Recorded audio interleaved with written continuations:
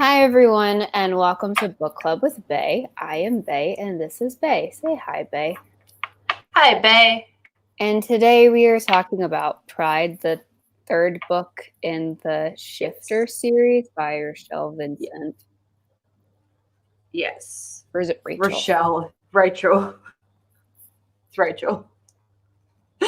Why did my brain do that? I guess because Rochelle made. Oh, okay. I was like, wait. I'm guessing. I think that's what happened. Yeah, because, let's be honest, we did 12 books straight of Rochelle Mead recently, so... Yeah, we did. So my brain was like, all the time. Yep. Also, obviously, it's Rochelle. I've been isolated for too many days in a row. Nothing works right anymore. Yeah. So we haven't talked about this series in a while. A long while. So I think we'll have to go through characters again. It's definitely been over a year. Yep. How did you go refresh, like, when you started listening, were you like stuff like, where the fuck am I? Who are these people? What's happening? No, mostly because like in this book we don't focus on a lot of characters. It's just like the love triangle and Daddy. Yep, and at least it's times like this as well where you're grateful for the, hey, remember all this stuff that happened last book? Well, every time we mention something that refers to something that previously happened, I'm going to give you an update on how it all went down. So it's also because I don't know if you would still have the first two books. I have them, but I didn't think about it until it was too late to, re-listen to the first two. Yeah. So I just had to go in, and luckily I've read the series a few times as well. But, I was like, they referenced something. I'm like, what happened there again? And then she was like, by the way, this is how that went down. I was like, oh, awesome. Thank you, Faith, with a Y and an E. Like, in real life, I don't like this. I knew a Faith with a Y and an E. I didn't think that actually happened, but apparently it does. Okay. It didn't by birth. It was Faith, but then she just changed it, spelled it that way on Facebook. Okay then. Well, this one, Faith is her middle name. Mm-hmm. It feels like it's one of those things where, like, the parents wanted to give her a funky name, and the grandparents were like, but do you really have to? So they're like, fine, we'll call her Catherine. Well, but she'll go by her middle name, so it's fine. Is it? It feels like that. Can we all agree that Faith is one of the worst names? Yeah, I don't mind it in Buffy because, like, the lead character's name is Buffy. Maybe, you know what? Maybe it's because... And it's spelled properly in Buffy. Maybe it's because of the people I've known who were named Faith. Maybe that's why I don't like it. It's one of those names as well, though, where it's like, I'm also like, there's some names that I don't mind as a middle name or something because they sound nice with a first name. But, like, when you've got your kids and you've got, like, Faith and Grace and Hope, all three, like, those three daughters' names, and it's like someone read the Bible during labor, I feel like. Biblically. Like, I don't know. They, like, as first names or names that you go by, like, they feel a bit cheesy. Yeah. You're like Faith, Hope, Chastity.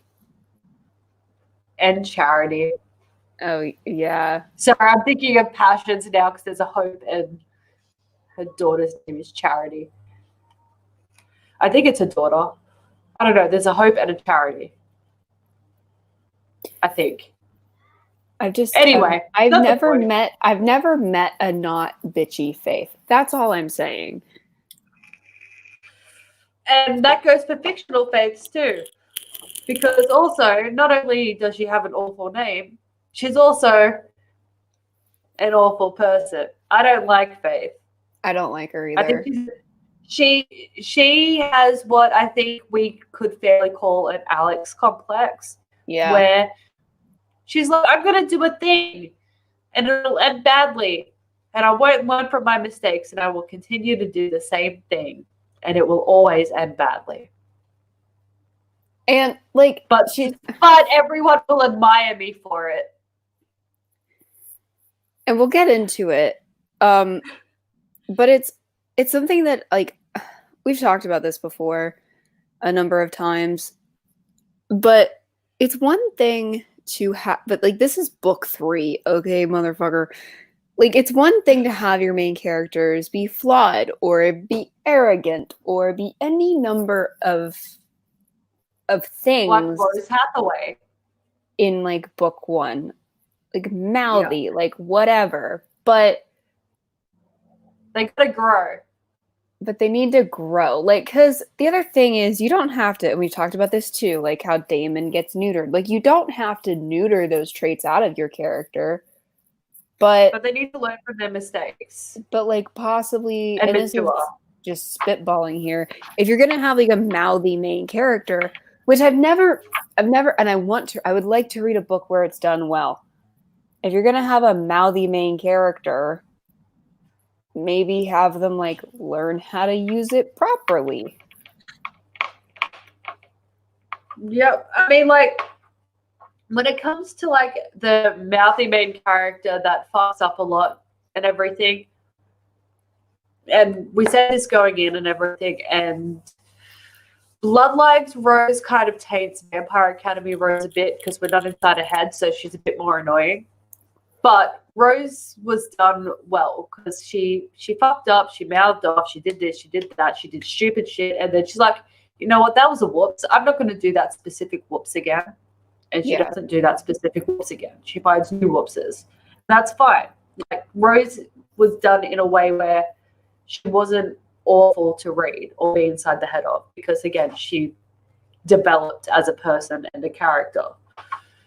But then you have Faith and you have Alex and you have a lot of urban fantasy protagonists in general that happen to be female, and they just don't. Yeah, like, I can't really speak on male main characters because, like, an urban fantasy is almost exclusively female-led, or at least the ones we read. Are there male main characters? Is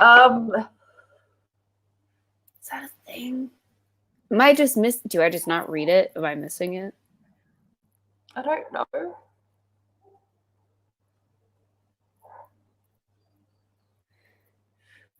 Hold on, I'm gonna Google it. Male-led urban fantasy. That's exactly what I started to Google. I'm like, what? Urban fantasy with a male lead. Okay, we've got Storm, the Dresden Files, the Iron Druid Chronicles. That's the only thing that's popped up. American Gods. Odd Thomas by Dean Koontz. Actually, American Gods is a series that I have been wanting to read. So we should do that at some point, because like I've got it downloaded. I got told it.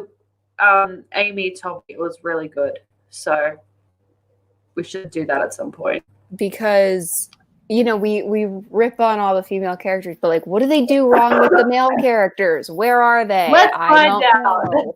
Like, but I'm seriously not even exaggerating. I'm 30 books into this Goodreads list, and they're all like the same 4 series. I know. All the books. That's the thing. So, to be fair, though, I do think urban fantasy is a genre in general that attracts a more female audience in general anyway. Okay. So, I think that reflects it as well. Well, then what do the boys like to read?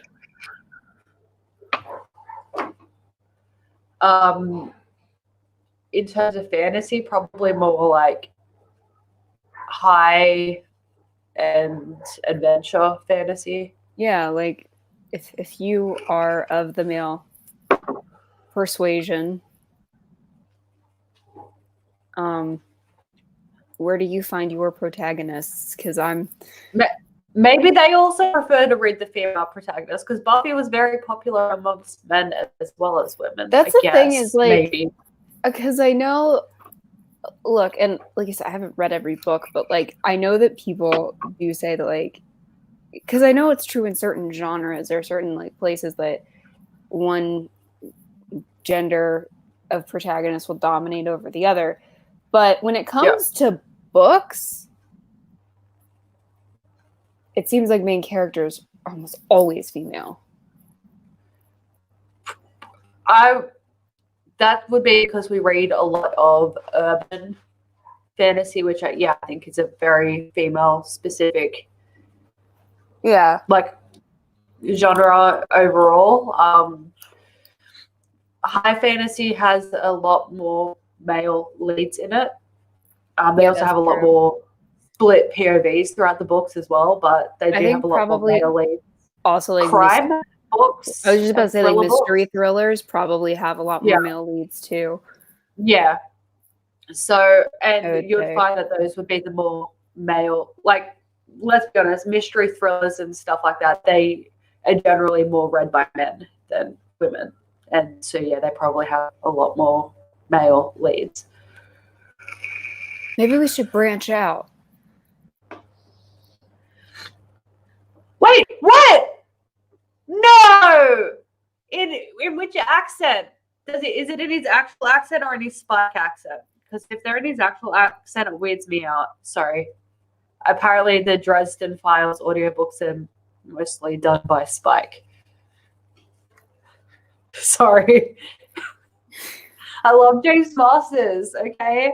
Like, honestly, and if you don't want to watch all of Buffy, you at least have to watch Once More with Feeling. It is bar none the best episode of Buffy, and a big part of that is because we get to see Spike sing, and he's amazing. The whole town gets infected with a singing curse by a singing demon, and so it turns Sunnydale into a musical. It's amazing. Because it just starts off like with a musical number, and then Buffy's like, "So last night, did anybody else just burst into song and it felt normal?" So, yes. I'm sorry, I'm done. Okay. It's a really good episode. It's brilliant. I've got the soundtrack in the musical book. Okay.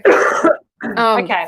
But okay, wait, what we were saying, hold on. Like, what we were saying is that, like, because we read, like, and just to, like, that's like our point with that was just to be clear.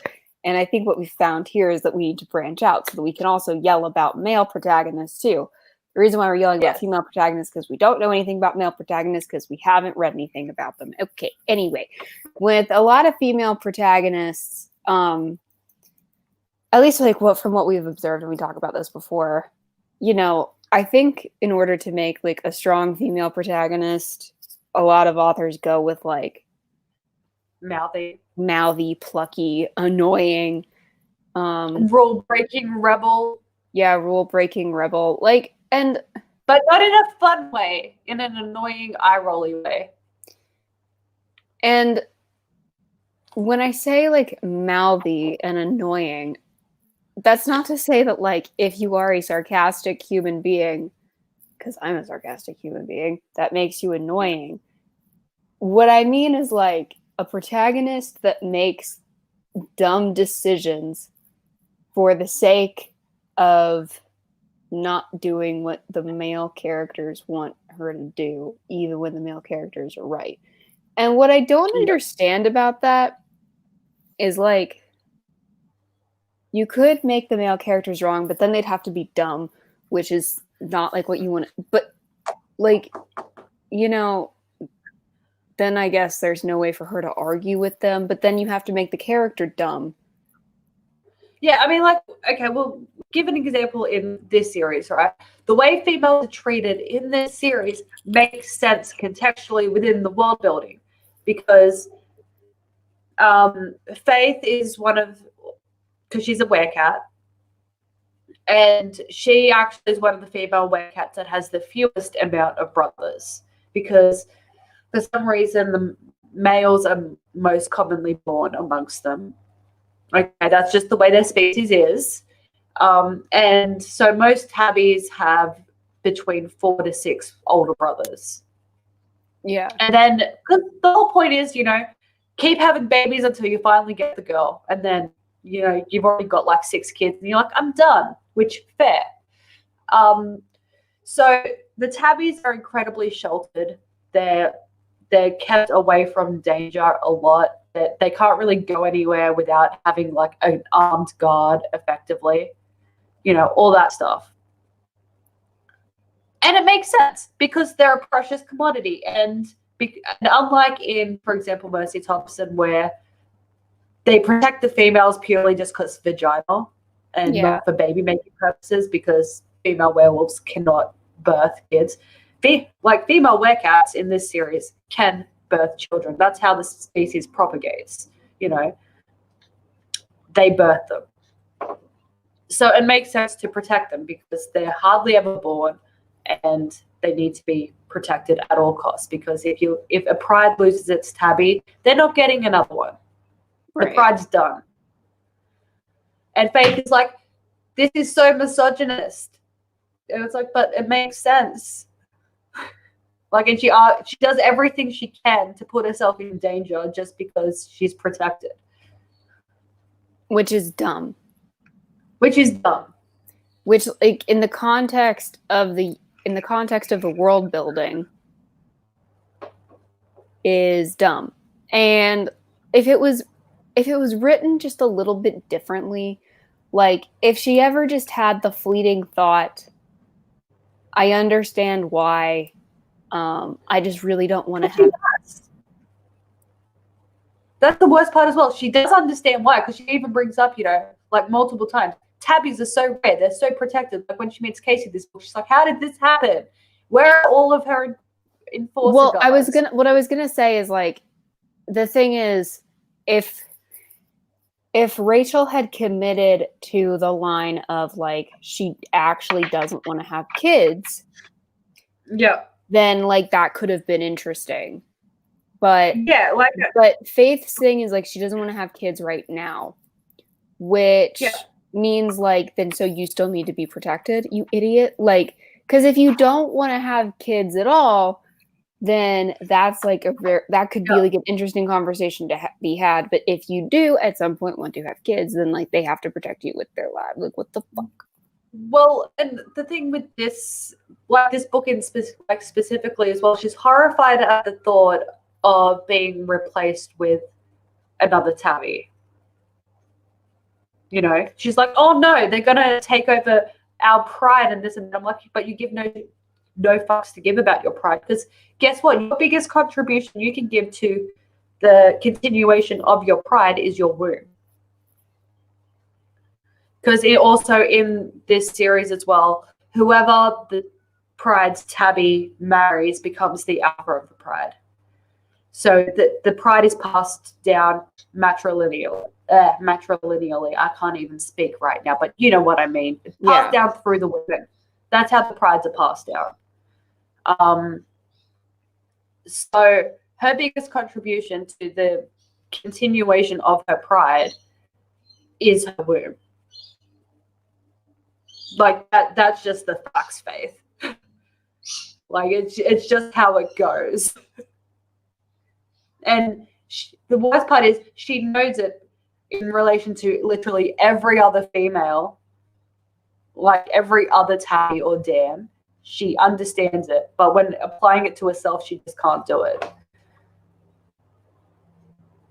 And it makes no sense. Right, because it's not like for the reason of I don't want to marry this person or I don't want to have kids. It's literally just for like the I reason don't want of, to be. Yeah, it's just I don't want to be told that I should have kids. that's it. And it's like She's literally just being a brat. She's like, I love Mark. I want to spend the rest of my life with Mark, but he handed me a ring and I have to dump him. Because actually, no, he broke up with her because she refused to. We'll get into I can't fucking stand Mark. I hate him. I hate him. I hate him. Like that's the like previous books as well. Like seriously, Mark breaks holes in the walls of her dad's house, and he's just like, "Oh, look at Mark and Faith having another little fight. Bless him." That's like, excuse you. He's breaking apart your house because Faith said, "I kind of want to be single and don't want to be with you." I don't like. Here's the thing: they deserve each other. I hate both of them. They do. I love Jace, and yeah, Jace deserves better than Faith. Well, because the issue with them is the only thing they ever fight about is they're like, I want to make out with you. And he's like, I want to make out with you too. And then they're like, we should break up. And I'm like, how did that argument end that way? Yeah, he's like, I want to be committed to you. I want to be committed to you, but I really want to be committed in the sense of putting a ring on your finger. And she's like, that's too much of a commitment, but I want to be with you forever. She's like, I want a ring on my finger too, but not like that. And he's like, then how do we do it? And she's like, I don't know, but I would really like it if I could sit on your face. And then he's like, let's break up. And she's like, okay. And then they're just sad forever. And it's like, yeah. Why? And then they get back together again this book, but then circumstances tear them apart. And then next book, the love triangle kicks into full gear because Mark is exiled. I don't think that's a spoiler, but the love triangle is going to kick into full gear next book. I hate the love triangle with a fucking passion. It's okay because it ends. But we all, this is the thing that I hate about the love triangle. We all know how it ends. Why are we sitting here? You know what? I would have been so much more pleased. I mean, as a first-time reader, I didn't like Mark. I liked Jace. And as a first-time reader, because I was also much younger, I'm like, look, I might not like her, but I like Jace more, so she should pick Jace. Now I'm glad she doesn't pick Jace because I'm like, now Jace gets to have his own little spin-off in the Wildcat series and find love elsewhere. Bless him. Yay, Jace. He gets to be happy, hopefully. I don't know. I haven't read the book. But I know he is one of the male love interests of, because the Wildcat series, I believe, is more romance new adult than adult like this one, because this book is technically adult. But we'll see. My thing about love triangles is like just once, I would love to read a love triangle where I don't know how it's going to end. It's never happened. Wait. There was one. No, we knew she was going to pick up. There was the gargoyle one because she should have ended up with the other guy, but the fans chose otherwise. Okay, yeah, but as if like they weren't gonna pick him. Yeah. Like as if. Who lets their audience, like who puts up a poll and lets the audience vote on how the love triangle resolves? Even if it had been left up to Jenny, that's what she would have picked. Well, Jenny's a dum-dum. Well, she would have gone with the demon. Who else would she have gone with? True. True, but she should have gone with the gargoyle, okay? I'm not the son of Satan. Not the literal son of Satan. I'm done. But the son of Satan's more scandalous. I'm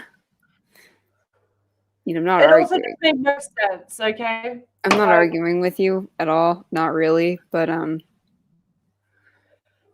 I don't disagree that it makes way more sense the other way. I also don't disagree that it was kind of set up to go the other way.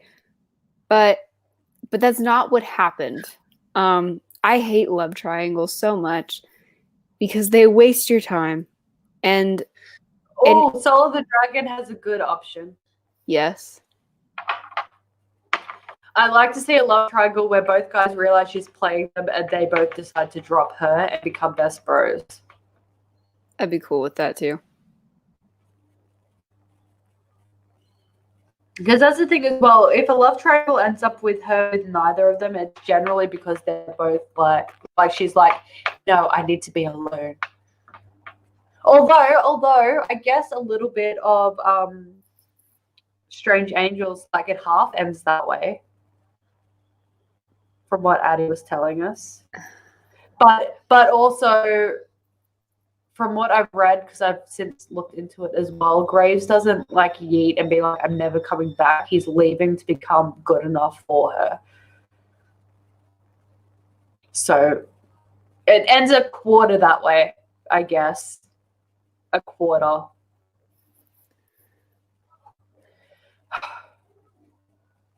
Why are they always so obvious? It's always like the guy she's clearly gonna choose and then a wet rag, and you're like, I wouldn't call Jace a wet rag. But you know. Yeah, you know. Because she's like, because like in her head, she's like, Mark, I would move like the sun, the moon, the stars for him, and Jace is Yeah. Oh, poor Jace. I mean, he's a dumb, but also poor Jace. And that's how every love triangle is. I also find Mark and Faith's relationship so creepy. Like, he rocked up there when she was like 8 or something, and he was like 15. And they were dating from the time she was like 15 or 16. So he was like in his mid-20s. Oh, that didn't click for me. And now that you say that, I don't like it. Yeah. So they were going to get married when when they were supposed to get married the first time was when she was 18. So he was like, 25 or so when they were supposed to get married.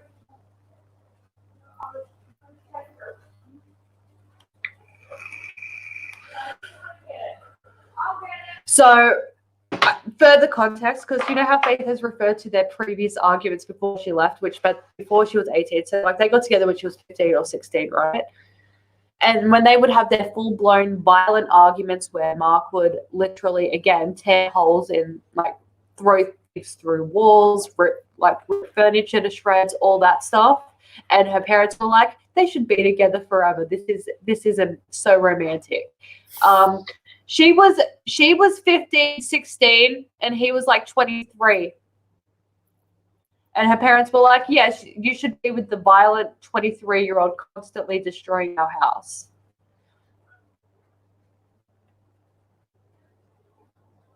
Why not just make them the same age?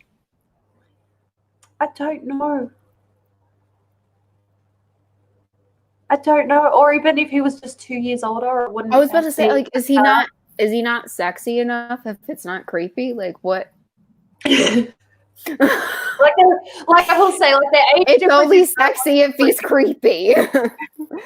Their age difference is no longer creepy, guys, okay? Like, she's like 22, 23 now. Yeah, and, like, there does come a point where, like, an age difference. 20s now. Like, it's fine. Yeah. It's fine now.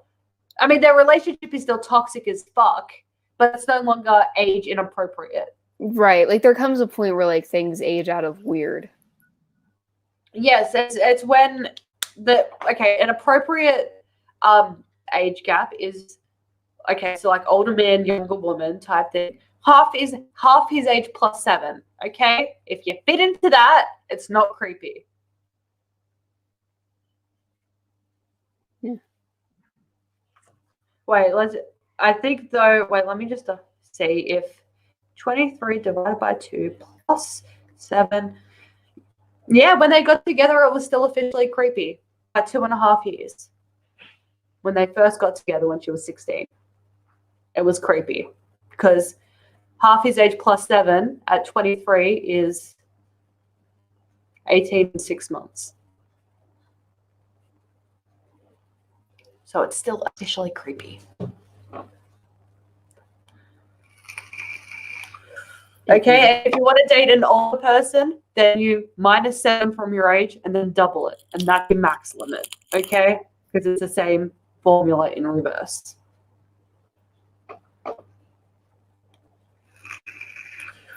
I can't do math in my head. Are you working at a specific gap right now? No. I'm just curious. 32? What's your max? Ew.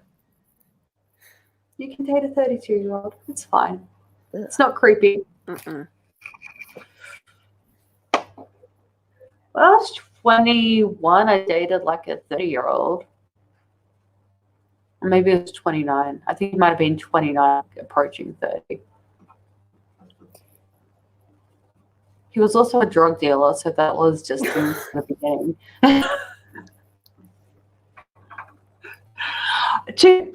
I didn't know when it started, okay? You told me that story. I didn't know when it started. But no, people. That's what we've decided to call him, by the way. He's 2 years older than me. It's fine. It's cool. Wait, what did you decide to call him? He's just collectively people. Okay, people. Yes, that's fine. He's 2 years older than me, so that's safe. That's an okay age gap in like high school. So you find out that you're an adult. Well, if you're like in year 10 and you're dating like someone in year 12, it's not creepy. No, it's not. That only gets hairy after they graduate, and then they go off and cheat on you, which they will. That doesn't happen as often here because, like, it's not like, you know, such a big thing to go to uni here. Okay, well, in America, Yeah. sorry, kids, that's what happens. Oh, yeah, like when they come home for Thanksgiving and you get dumped, that's so common that it has its own nickname, the turkey dump. So just be prepared for that if you're dating. Dump them first. That way, you're the 16-year-old that dumped a college kid. You're welcome. Advice from Book Club with Bae.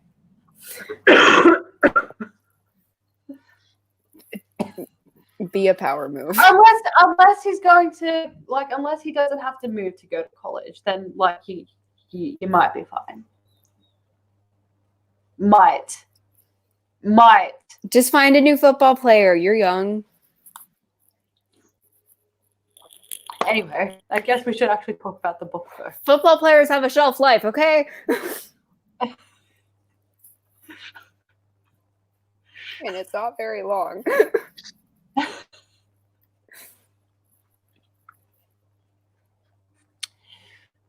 Dating advice from Book Club with Bae.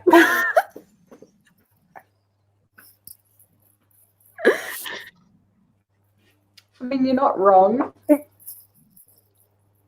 And also, for the record, and there's been studies on this, they're only going to get stupider with time. Enjoy them while they're young. Before they get brain damage. Switch them out regularly. Exactly. Change out your football players like every 6 months. Get a new bra, get a new football player. Yeah. Upgrade to a younger model each season, okay? Done. It won't hurt. Plus, they're all carbon copies of each other. They really are. I've seen the Tinder. I know what it's like out there. Their personalities are I have a dog and go to the gym. They're all the same. You're going to be fine. Unless you like cats, and then you're fucked. Just get a new model. It's fine. Just download the cat DLC or something. Now on Amazon. Anyway, back to cats in a relevant form. We're discussing a book about werecats, in theory. Yes, in theory. In theory. Okay, so I guess let's talk about Mark. So, half an hour in, we haven't done a rating for the book. Should we do that? Oh, you go. I don't know what my rating is. There's a... Okay, so, like, the characters that I love in this book, and, like, one of them is... Okay, the audiobook says Elias, but when I read it, I always read it as Elias, so that's what I'm calling him. The bear. I love the bear, and this is his first book, so that makes me happy. So it's going to get a decent food rating purely just for that factor. So I am going to give it a Black Forest chocolate rating, purely for just Elias. Okay. So I think I've used this before or something like it. You're allowed to. But I'm gonna change it. I'm gonna be creative and change it up. Like, cause I like pasta with Alfredo sauce. Yep. But this is like when you get pasta with shitty Alfredo sauce. And the pasta's slightly overcooked. Yeah. So like I'm not mad about it, but I'm not happy about it either. Like it's weird and like I'd rather be eating something else. But not in that way. Just nah. And I wish it was different. And not because because they're like you just said, like I like the bear, I like him, and there are some people that I don't hate, but I don't like. And a lot of the reason why this is also done in Good Book Week as well is that I mean next book, I'm gonna be sobbing. Just so you're aware, I'm going to be sobbing next book. There are a lot of side characters that are thoroughly enjoyable. The plots develop in a way that sometimes you're just, oh! Okay. And I think that they handled Casey well in this book. Like her trauma and everything. I think that because also not gonna lie, the first time like you feel like something sus is coming, and then when you find out what the sus thing is, when she leads them to the place that they ask her to lead them to, you're like, oh shit, this kid's fucked up. Yeah. And you feel like you have an inkling that the dark shit's about to happen. And then when it does happen, you're like, I don't think I expected it to be that dark, and well done, Rachel. Yeah. Like, did you see that bit coming? No. Did you feel like something bad was about to happen though? Yes, but I wasn't like ready for it to be that dark. Like you just said. I was like, wait, what? Yeah. Yeah. But so I also like that they introduced that. I'll be right back, though. That's okay. Don't be too long, because I have a hard time with this. Because we all know I have a hard time when I'm left all alone. So hopefully she doesn't take too long with whatever it is that she is doing. But like, I find these books, and I don't know if they will have the same opinion, but as much as I dislike the main character and the primary love interest, I also find reading them as a net positive. I enjoy them more than I dislike them. And I think a lot of series, like, there's plenty of series that I love, but I hate the protagonist. And as long as the plot and the side characters are enough to outweigh the shittiness of the protagonist, I think yeah, like I will reread the series. Like I've reread this series a few times. I think I've read it like 4 times or something.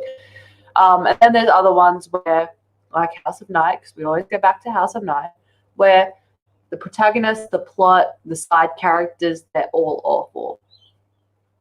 Like there's very few redeeming qualities about House of Night, whereas I feel like this series has enough redeeming qualities to, you know, beat how awful Faith is. But I don't know if TJ feels the same way, because also as we've also discovered as well, a lot of the time our thoughts on a series and our love for a series depends on when we first read it, because as we all know, as we age and go through more experiences and also just our minds grow up, our perspectives change. Like there are shows that we loved when we were little that we look at now and go, wow, this is the worst thing I've ever seen, which is why I don't revisit shows that I loved when I was little. You know, like some shows you can watch and still get like the nostalgia, like Pokemon. I love Pokemon still. I will watch it. I don't care. I refuse to watch any form of Power Rangers because I loved Power Rangers when I was little. And I don't want that taken away from me because I know that I will hate it if I rewatch it. So, but this, I'm rambling so much because, again, I don't do well when left alone. But I think I'm doing better this time because I'm just sitting here going, help. But yeah, so I don't want to go too much into anything until she gets back. But I think also my favorite parts of this series, not always necessarily good parts, but they evoke the feelings that they're meant to evoke. My favorite parts of this series happen in the next book and the last book.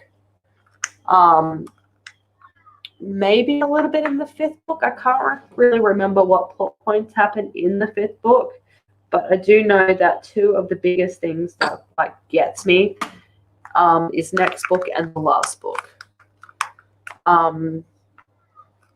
So I am, yeah, so that's another thing as well. Like when we pick whether or not a series is going to go in good book week or bad book week, it's also not on a book by book basis. It's an overall series basis. But okay, she's been gone a while, and I'm starting to run out now. Hopefully she does get back soon though. Oh dear. Okay. Well, this isn't good.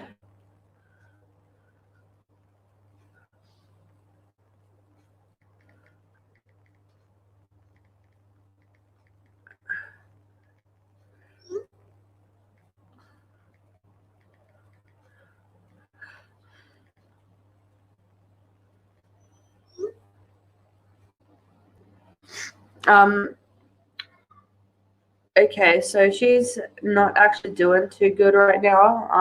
So I think we're gonna have to come back to this at a later date, apparently. And that's fine.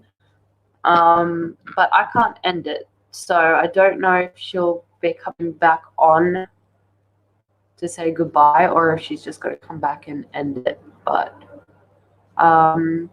Okay. we might. I think we're gonna have to. Okay, are you fine, or do you want to stop? I'm happy to stop. I'm happy to keep going. It's up to you. I'm very lightheaded. And I do not feel great. So we might put I think in this stream and come back. Yeah, I think we might have to do a part 2. That is fine. Luckily, we didn't really get into the book. It's been 44 minutes of us talking shit. So yeah, I'm sorry. That's okay. We'll come back whenever we come back. So I guess we should just say bye. Yeah, bye guys. You're not doing goodbye.